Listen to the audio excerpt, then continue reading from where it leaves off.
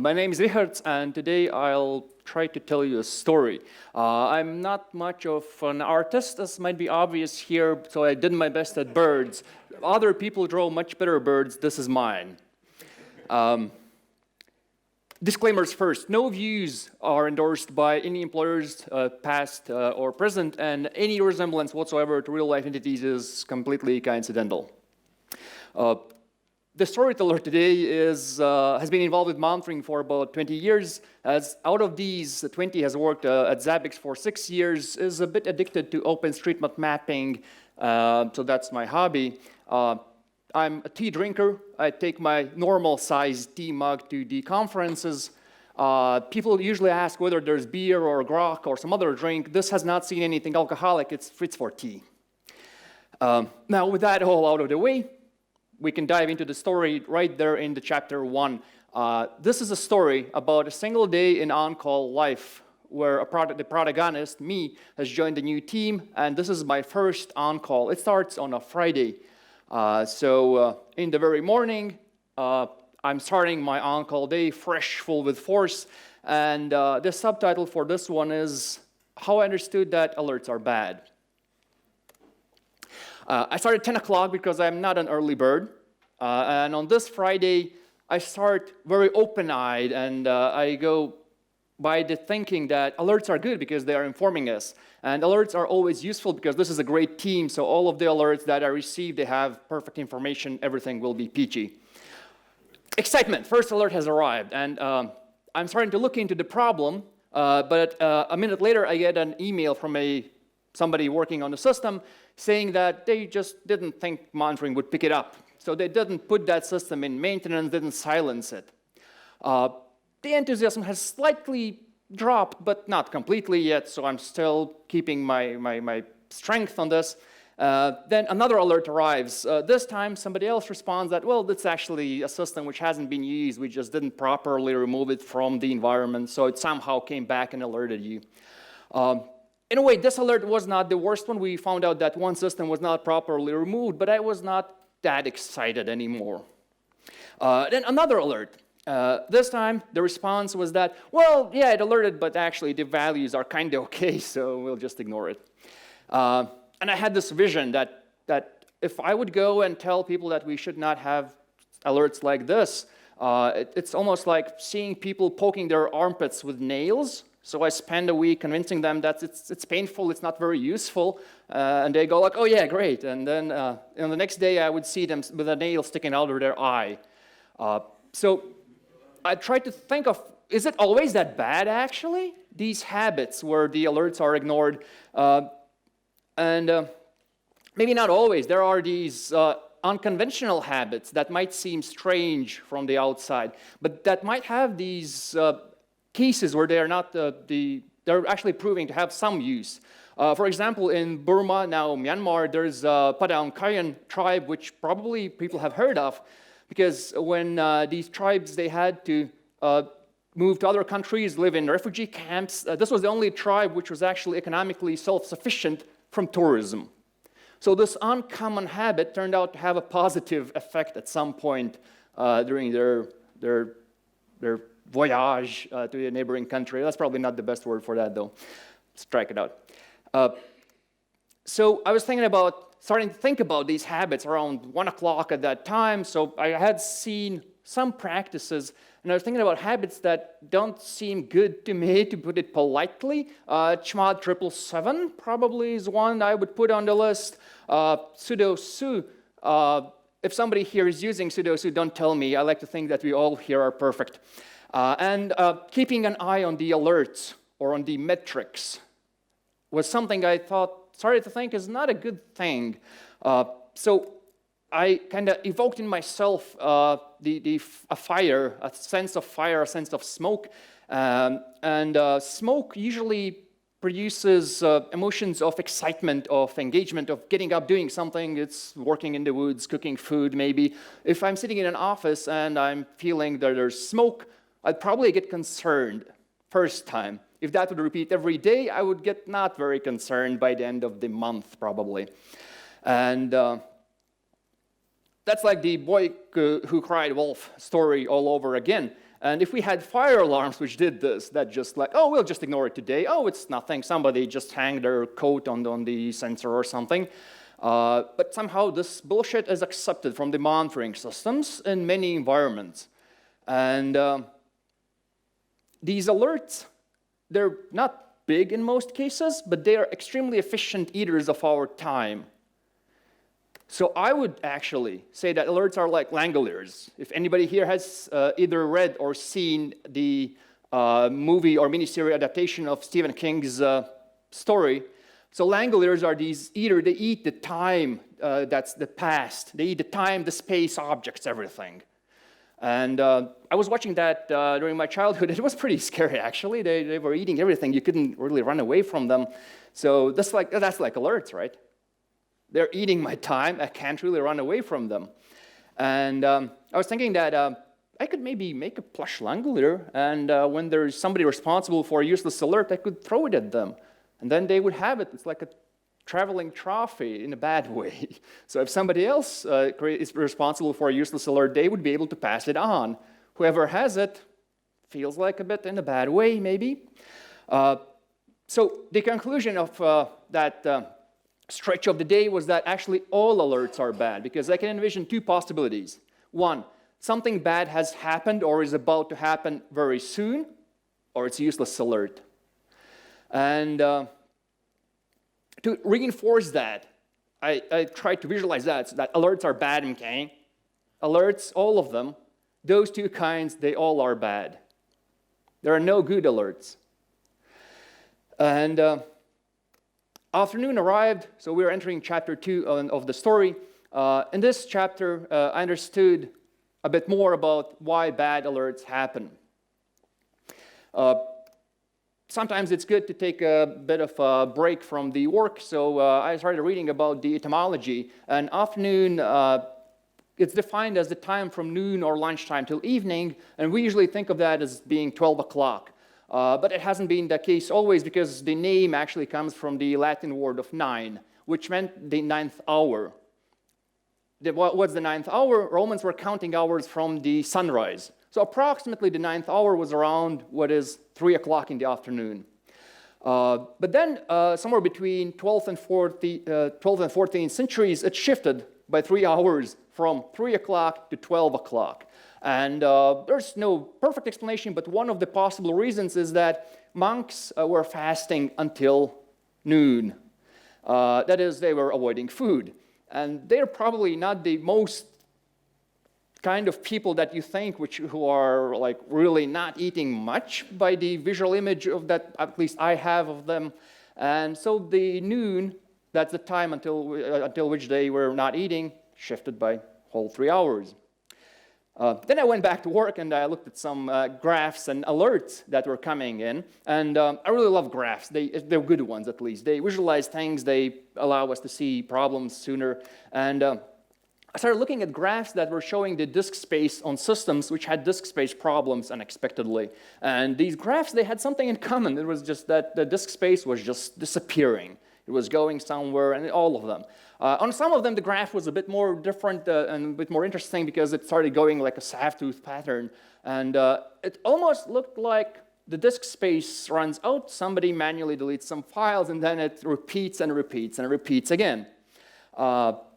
Of course, not all of the graphs were this simple. Some of them looked like, whoa, what just happened there? If this was a cardiogram, the doctor would probably go like, no, I'm not touching that one. So these, I felt like that doctor, because I was like, no, I'm not touching that one. I'll try to solve the ones where it's actually going down in an even pattern. I'll start with those. So I picked one of those systems, and I checked with the people responsible for it, and tried to see what's going on and how can we resolve the actually constant dropping of free disk space. And I received a response that they currently don't see a disk space issue, which was correct. There was more than 40% of free disk space. At this point, I recalled another movie from my childhood, or at least younger years. Probably some of you have seen a movie where Sandra and Keanu, they're on a bus. And this bus, it has a bomb. And it cannot slow down, and Sandra is driving, probably because she's a good driver or something.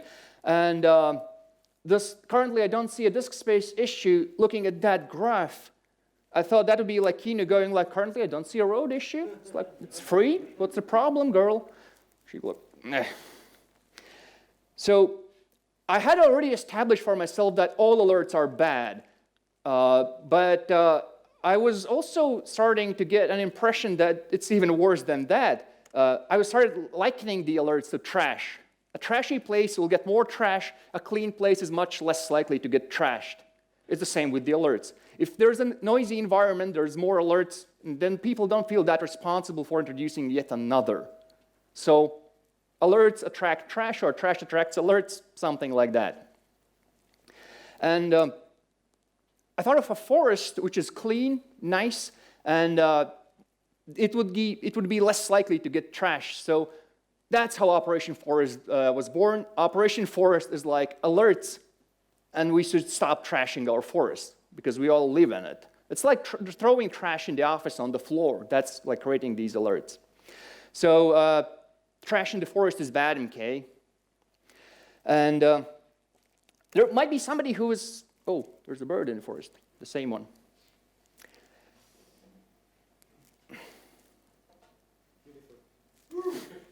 Yeah, and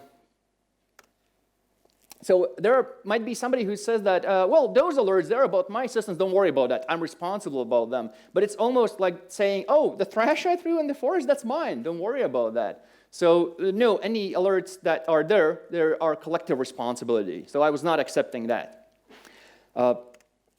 Then looking at other problems, there was a case I started investigating, and I thought, hey, what's going on? There's this disk full, and the log rotate is not working there.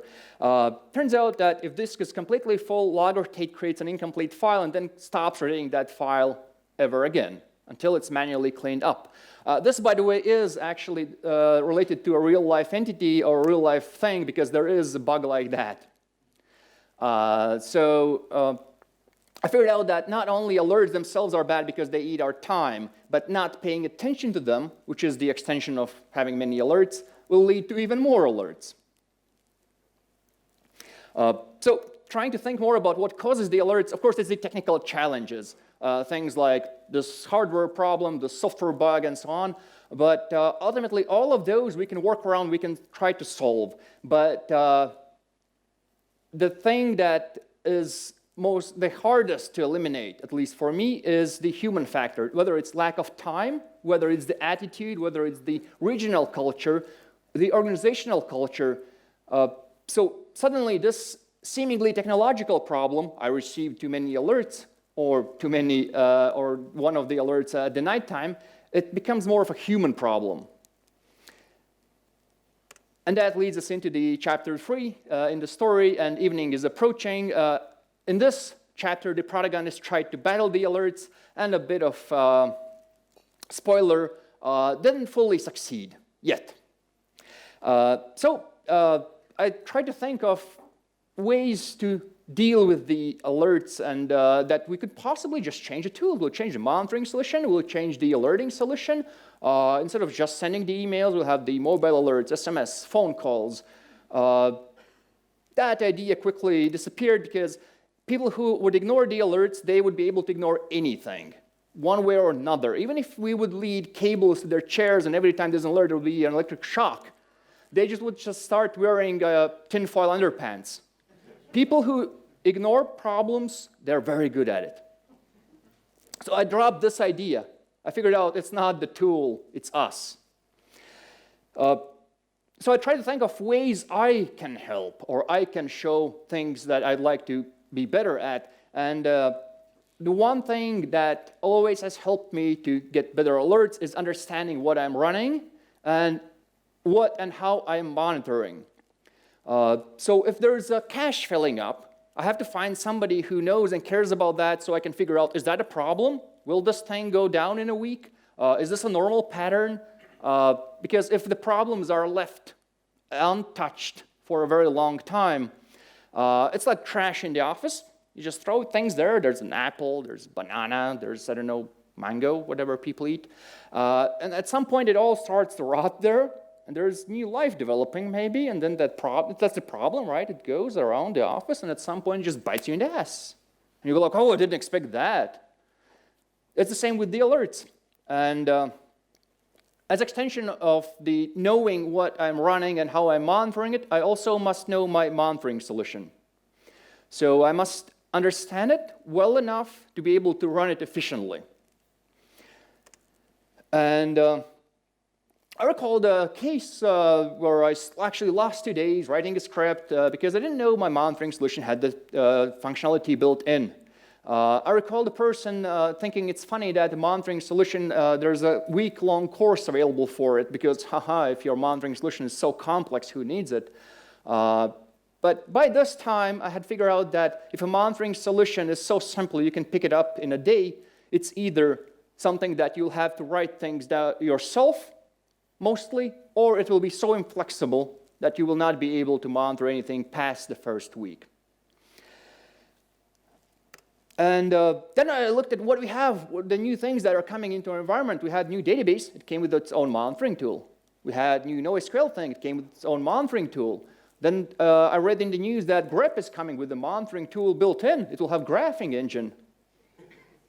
Well, maybe I imagined that one, but everything now comes with its own monitoring solution, and a bigger environment, and especially more diverse environment, will eventually have dozens of them, literally dozens of monitoring solutions that the people running them, nobody really knows them.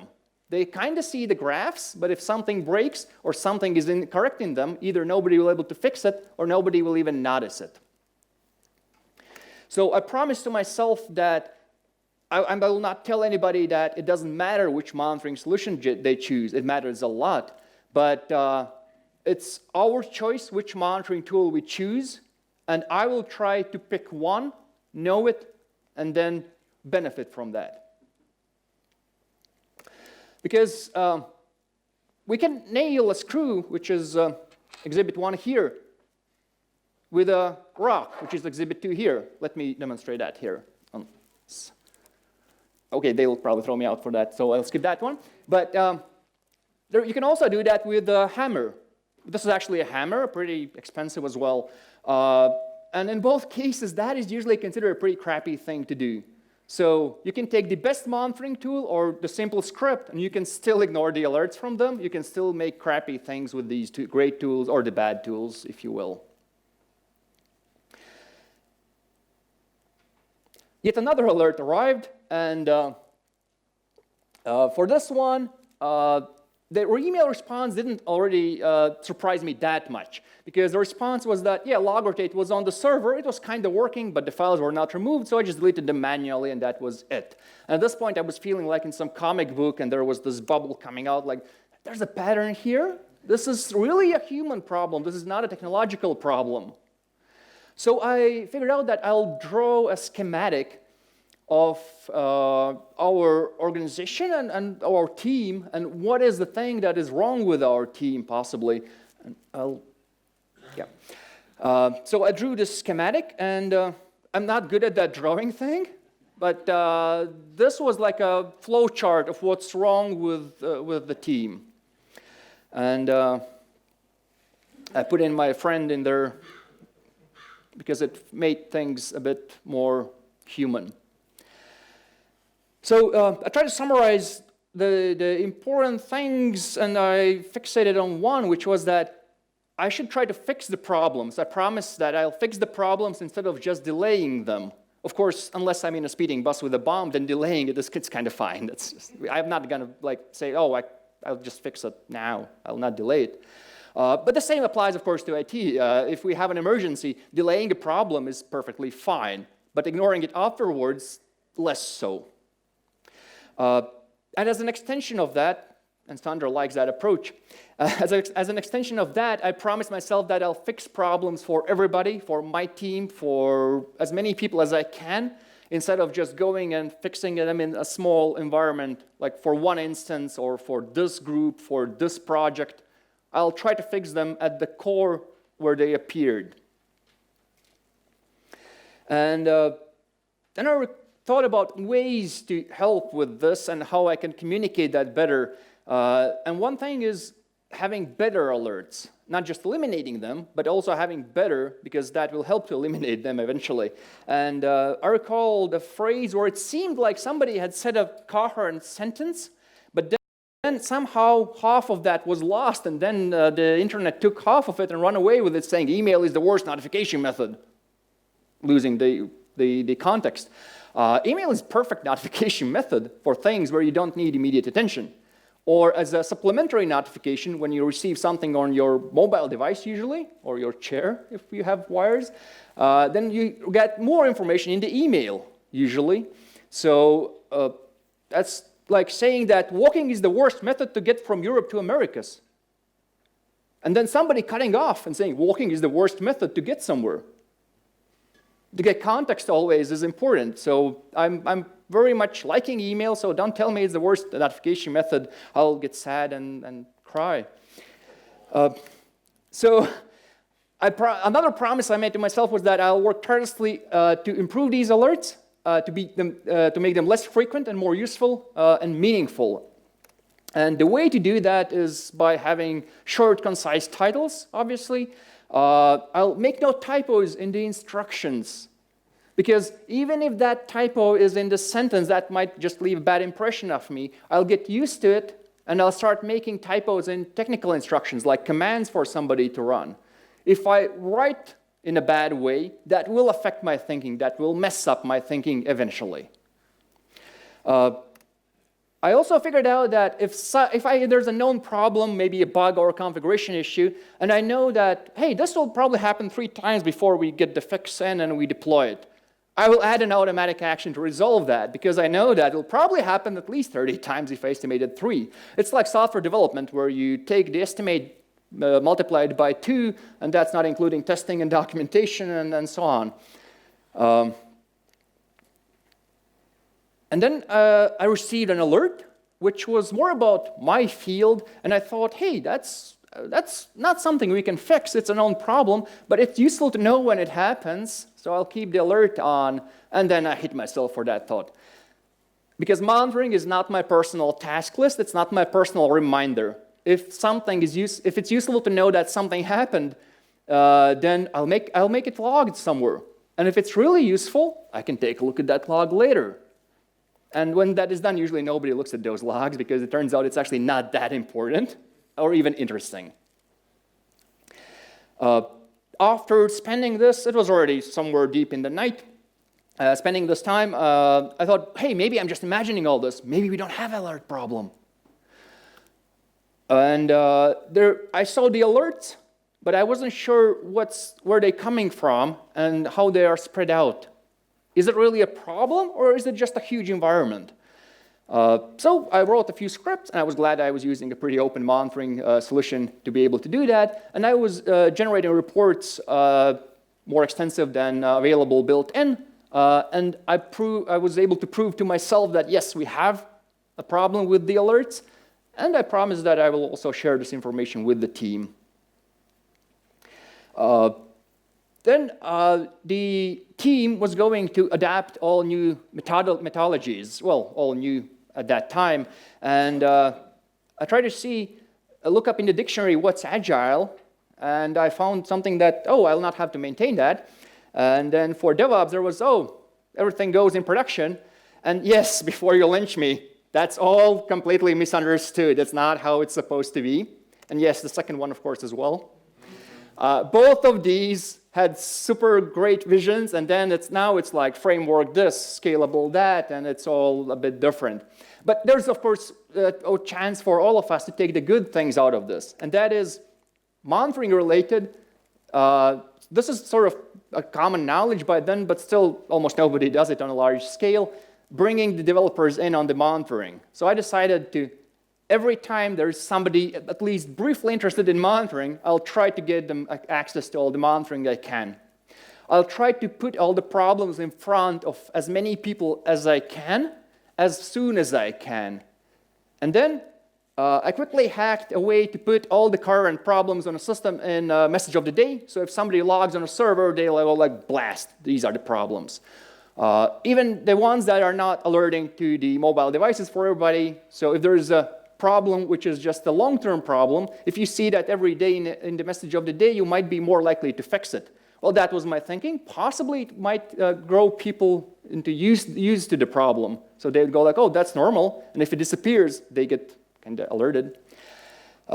This idea I borrowed from Ilya from company Badu. So he's the one championing it. I kind of borrowed the idea. As I had worked for quite a few hours by now, I was thinking also about broader topics. And one of those was reading the Wikipedia page about how language shapes perception of reality. And how it's disputed this way, that way, and this way. But there was a thing I learned from a wise man, which was that language matters in the technical teams in very specific occurrences. Word false, another Latin word for whatever. And the wisdom was that we should never, ever say false positive. Misconfiguration of the monitoring system, for example, it's never a false positive. If somebody utters those words, the first thing that should happen is don't use them. The conversation should stop. The words should be erased from everybody's memory, and then it can continue. Because what happens is that if we say it's a false positive, the first response from everybody is like, oh, all is good here then. That's no problem.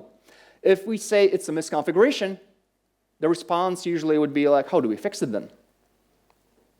And language and the terms that we use, it's a very good topic. I've discussed this one in REC probably for hours. So I'm glad to continue that discussion and add more words or phrases not to be used to my dictionary. Talking about the language, I'm not very good with communicating with people. I tend to go and tell them like, this is bad. And in different environments, this can be different, turns out, surprise. For example, even at the country level and at the continental level even, some of the terms, phrases, and how we approach and tell others about the problems can work or better or not that great. Supposedly in the USA, word hate is usually has very strong connotations, as opposed to large parts of Europe, where if you say that you hate useless alerts, that's perfectly fine. So if alerts are mostly a human problem, then I should try to convince people, and I should try to talk in a way that doesn't put them off right away. Because if I tell, this sucks, and they wrote that, I'll try to change myself to put that in a way that is more approachable for them. Actually, even saying that there is this difference possibly between Europe and USA in the communication can be considered impolite. So I continued reading this supplementary material, and there was a page talking about the possibility of a tact filter, where sort of normal people, the non-geeky people, they have the outgoing tact filter, and geeks have something more incoming. And the explanation was that when people grow up, geeks might get picked on a bit more frequently. And then they are told, well, they didn't mean that, but the normal people would be usually told, try to say the nice things to others. So they develop this outgoing tact filter, and they expect things not to be harshly put. But if you are always used to applying that filter on the incoming connection, then you are more okay with saying things in a harsher way, which might be completely untrue, but I really liked the possibility of this. There's a lot of, in this area, that's also similar. For example, people who learn English as a second language usually are a bit better with spelling, because that's how they learned it, by reading more first, not talking. And native speakers are actually worse at spelling in many cases. Non-native speakers are also more eager to accept corrections to their typos. So that was a thing that I was not starting to learn at that night, but I figured out that I'll probably try to learn more on that someday. And I was pretty tired by then, so I started looking at some videos.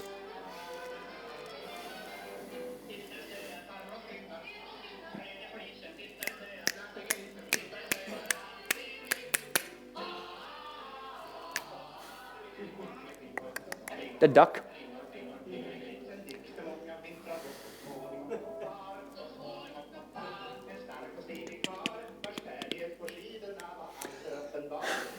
Okay. Right. So no connection to the company, so I'm not receiving anything from them, but I really like the video because that's what comes to my mind when I see teams failing. I think of them like being on the ice and not having the attitude and the equipment. So they're just slipping all over the place and there's alerts spilling and this happening and that happening. So this was around 7 o'clock in the morning or so, and I was trying to think of ways. Maybe I should start a campaign with a loud slogan. Maybe I could have something like, make alerts meaningful again. And the acronym would be really awesome. I'd go like, MAMA, and we'd have this on red. And we would have this on red baseball caps, and we would go and just like, beat up people who are not really agreeing with this. Then the sun came up, and I was like, oh, fuck, that's a stupid idea. My drawing skills had not improved overnight, of course. So respecting our on-call, it's like respecting ourselves. But this is a very, very kumbaya and polite thing, and I'm not that polite person. So I'd like to leave all of us with a more upbeat attitude. So when I get mad and I get pissed, I grab my pen and I write out a list. Anybody recognizes that? Probably not, but still, giving a chance. So that's from a really cool girl band, L7, from a song called Shit List. So I wrote out it's an incomplete list. It's a list where we can strike out things we do. The more checkboxes we mark, the more shitty our environment is. And that would be all for today. Thank you so much.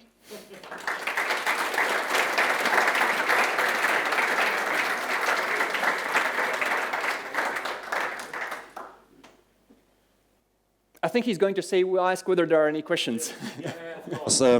But your end comes very fast for me.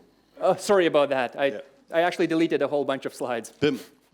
Before the questions and before I forgot it, you're present. Thank you. Thank you for this informative something talk, funny, and you are the second.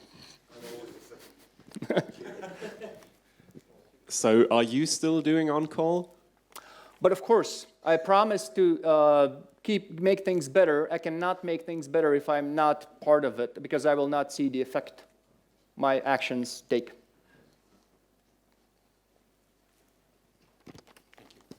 Thank you very much for your story. Could you go back to that slide with the tree and the bird and the branch and the soul? Oh. You mean the schematic of the organization? Yes, exactly. Is that very difficult to go back there? I thought he's taking it back.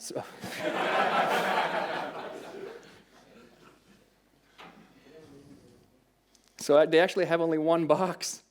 They just give it to somebody, take it back, and next speaker gets it again.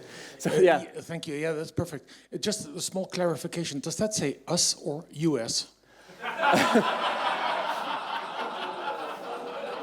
I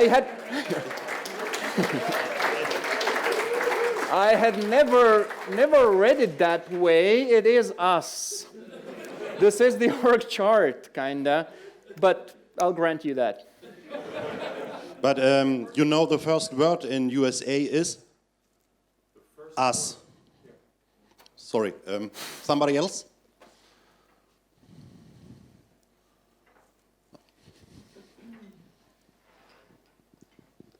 Thanks for the story, but I think there was no ending, right? Were you able to transform your team? At our company, it's quite hard. So this might have been my dream or something collected over 20 years. Who knows? No resemblance to real-life entities, right? I would like to think that wherever I've tried, I've had at least some impact in that direction. I haven't eliminated all the alerts yet, definitely. I mean, the problem is if you get the alerts because someone else did something wrong, you will never get a good solution. I mean... Well, there are some solutions, but those are very much crimes to humanity. So those are kind of out. There is this convincing thing, and that's a people skill, which I don't have. I might try to learn that to convince people better. But if it's somebody else's kind of problem that's coming through the system to me. What I can still do, I can offer help. Maybe because I know the monitoring solution, because I promised myself I'll learn it. Maybe because I've seen a similar problem somewhere else. Maybe I can just do that as a psychological pressure. Can I help you with that? So all of the cases, even the ones where I cannot directly try to fix the problem, I would almost always try to either help directly or convince them, or at least make the problem apparent by that message of the day file or any other method.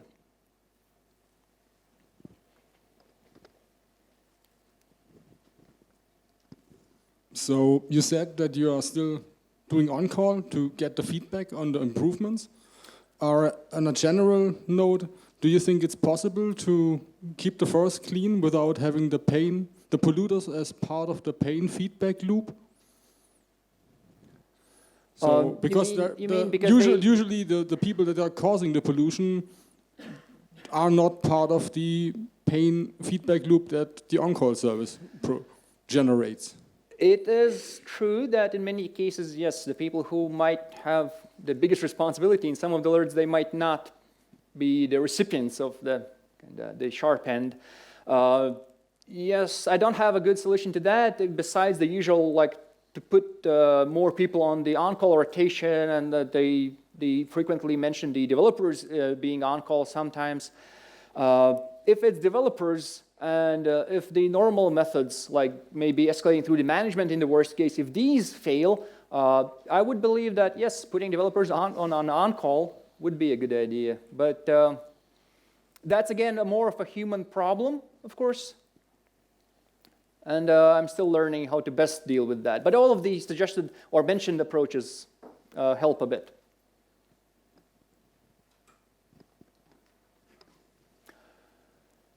No one? Okay. Thank you very much.